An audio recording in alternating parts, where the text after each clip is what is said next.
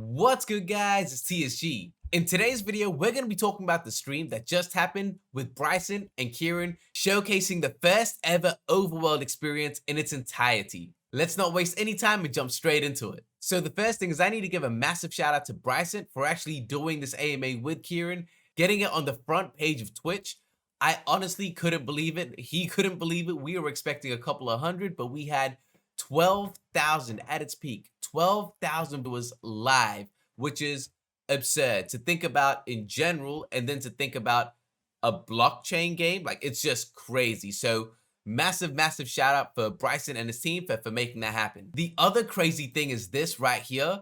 It's been a couple of days since that stream, and we have almost 100,000 views on that video. So right now it's just under 99,000, but again, 99,000 people looking or viewing Illuvium is just absolutely insane. So once again, a massive shout out to Brycent, and yo, well done to us for actually getting that footage over to him so we could actually showcase it. Man, everyone is hyped. Now everyone is streaming Overworld. The energy is here. It's happening, it's coming, and I can't wait. And now we're gonna jump into the juicy stuff, the actual videos, the actual leaks. So we have in the past seen little bits and pieces of the overworld, but this was the first time we could actually see the IBG, the interoperable blockchain game, actually working the way it's supposed to, going from one genre to the other. So what I'm going to do here is I'm going to play the videos and just share my thoughts and perspectives. I might pause it here and there to break it down, but let's get straight into this. I'm going to start playing it now, and we're going to have a look. So starting up here, we can see that this first video is actually in Sanctum Mersa, just at the obelisk. So this is where you spawn in. And this is a 4K video that we're looking at, so it looks clean. Like, honestly, the quality looks dope. So for anyone that doesn't know, Sanctum Mersa is going to be the hub where you're playing when you start this game in Illuvium. You're not going to go and explore and capture things here. This is your base where you essentially fuse your Illuviums. This is where you create your items, your armor, develop your deck, things like that. This is where you go to escape all the crazy stuff in the other regions. So I see the pause, man, like the vibe that I get from this, again, I've mentioned it so many times before, but it's very Disney-esque, very Avatar-esque with these massive, like, I mean, look at this right here. Look at these giant trees compared to yourself, like even these mountains in the back. The ship over here is the same ship that you actually crash landed into the planet with. So moving on, we can see right here, we're using the gun to shoot the trees to show the actual difference in physics, right? So now they're actually interactive plants, which is really cool to see. This wasn't always the case, and Grant has mentioned this multiple times that he really wants to make this immersive, like you're actually in the game. And like I said, I am going to pause it a couple of times, but I'm just going to point out again, look at the background, like it just, the stars. I'm realizing now we can see stars in daytime. That's the first time I've noticed this. A little bit strange, but I mean, again, just the way the sun's shining down, this is honestly amazing. Like, it blows me away that I'm able to work on a team that is building this game. Like, this is every kid's dream to work in a game studio. So this right here, you can see it says survival arena. So for anyone that has the private beta right now, they have access to the survival arena. So instead of being like a separate game or anything like this, this is where the fun starts. So you can go to a portal in Sanctum Mersa and essentially go into another genre of game. So right now it's an open world game, and then you're going to go into a survival mode, which is somewhat-ish like a tower defense, meaning that you're going wave after wave after wave. But we can see here, it's not going to be crazy. You kind of just click on the button and you're in. So that's all it takes. Just a little bit of loading and you're in. And then you load up the survival mode, and we're going to see how it plays here. So again, Illuvium, for anyone that doesn't know, is going to be a mix between an overworld and an order battler. So the overworld is where you go and explore, like what we saw. And then the order battler here is just something like a TFT, right? Or a Dota Underlords, where you place it down and then it battles by itself. It's just more a battle of your mind, of strategy, of positioning, rather than reaction and reflexes. So again, the fact that we can actually move the camera to kind of zoom in and everything like that is sick. Obviously, this is a recording, so I can't just customly move it.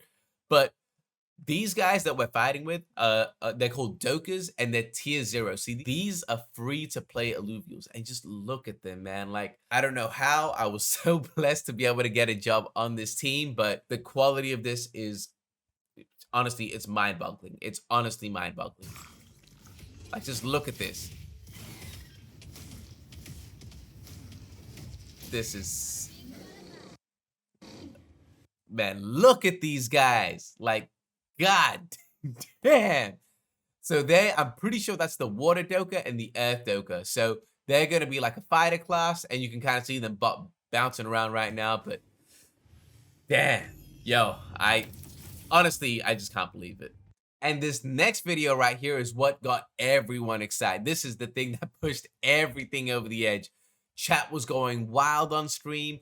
Twitter was blowing up. Like, again, yo, this stream from Brycent is now on 99,000 views. Like, for a game like this in a bear market, yo, like, interest, it is crazy. It's crazy. But again, let's go straight into this. It blows me away that, yo, look at this. Look at the colors, man. It's so bright. Like, tell me this doesn't remind you of Avatar. Like, look at these plants. That was a horrible shot. I don't even know who made this video, but that was a horrible shot. But yo, like, look at that flower back here, man. Like, look at the acid down there. Like, Mozart, the drone, like, yo, tell me how this... Again, yo, guys, Pokemon Scarlet and Violet just came out. Look at the quality of that game. That is the highest grossing media franchise in the world. Look at the quality of their open world game compared to something like this. We built this in 2 years, less than 2 years, or almost 2 years exactly, but damn. And by the way, this is just one of 7 regions. So Grant has been streaming on Twitch recently, just testing it out, doing some beta testing. Yo, look at this, fam. And so he's under the impression that to fully explore one region, it's going to take about 4 to 5 hours to like fully explore it. And so this is one of 7. And there are regions bigger than this as well. So what he's just done is he's gone from an overworld experience right here exploring, shot this instance, and he's now about to again transition into the auto battler. And then here we go again. So I am going to break this down a little bit more because this is a tiny bit more complex than what we saw in the survival mode. So obviously we've got our board. The water, I think, still needs to look a bit better. I don't think this is complete. This would surprise me if it was completed. But anyway, we've got our board, we've got our enemy, we've got ourselves and our alluvials. One thing that we need to notice when we go into the overworld battles is this bar right here. So this is the dimensional stability, and this is super, super important because this is actually how stable the battle is, and the more power you use, the less stable it becomes, which means that you have less opportunities to try and capture the alluvials on the other team. This adds a crazy dynamic because the more skilled you are, the less mastery points you use and the more stable it becomes, which means that you're able to capture more, or at least have more of a chance or more of an opportunity to capture more. This is how they're going to reward the skillful players against the normal plebs and the noobs that are just putting in the biggest things. Like, if you play all of your strongest alluvials, you might only get the opportunity to try and test it out one time to capture it. You might get it, you might fail. But if you use the minimum amount that's needed, you might have the potential to catch maybe 3 or 4 or even maybe 5 alluvials. So I think that alone is going to give a lot of replayability of, yo, how am I going to maximize this run? How am I going to get better? And again, it rewards the skilled players rather than the noobs, which I personally think is just a nice addition and adds another layer of depth to the game. So we'll see it right here. He places that for 50, and this should drop by 50. There you go. So it drops by 50 by the cost of the alluvial. He now bonds to that alluvial, puts it back down. Okay.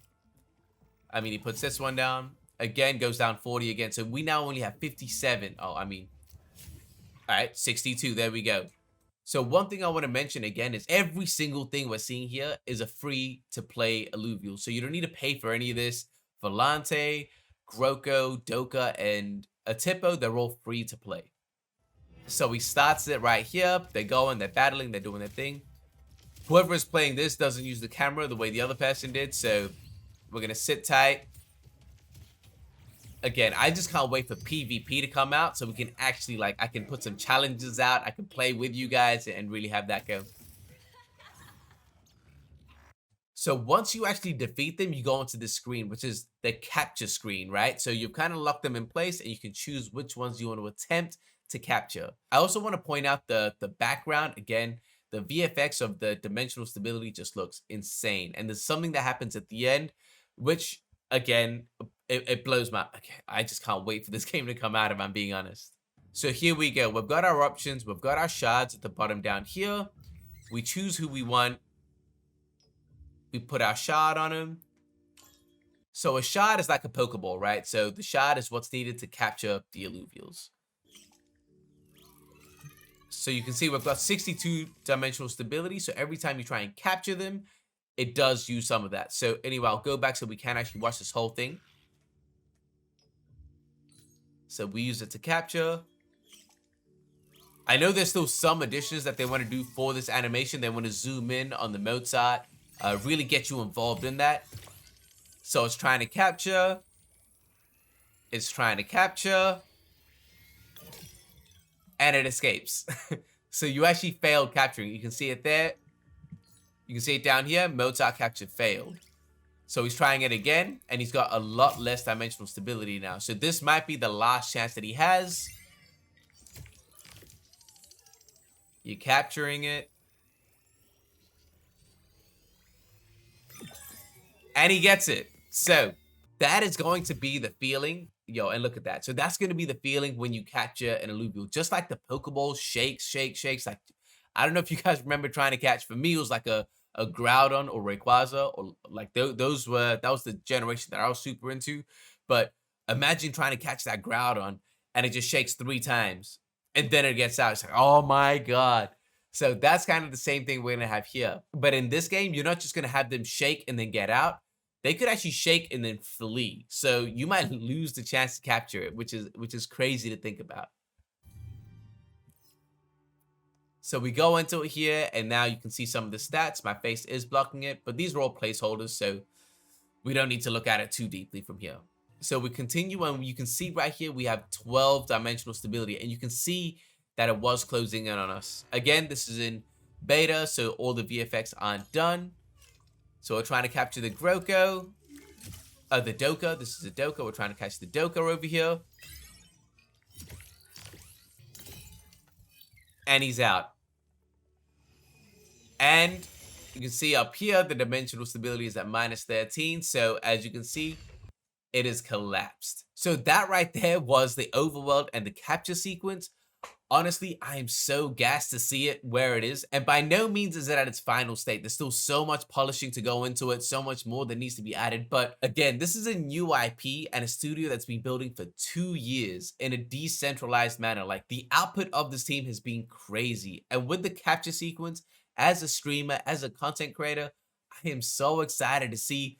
Just imagine this. Imagine you're going to find a shiny character, right? Or let's say you find a rare character, you capture it, but you use your last shard or your last Pokeball. You have enough energy to find one more instance. You go into it, and believe it or not, you find the shiny version of the thing that you just captured. But now you don't have the shard or the Pokeball to capture it. Imagine what that's going to look like on camera. Imagine that feeling. Or imagine you have that shard, you throw it out, and it escapes. Not only does it escape, it flees from the battle. You've just lost it in front of everyone. I just can't wait for this game. I honestly am so excited for it. Yo, again, before I end this video, a massive shout out to Brycent for putting out that stream, that AMA with Kieran. It was one of the greatest streams. The hype was unreal. The engagement was unreal. So a massive shout out to Brycent. I appreciate all of you guys for watching. Let me know in the comments down below, what are you most excited about when you saw the leak? And thank you for watching. I'll catch you guys next time. Peace.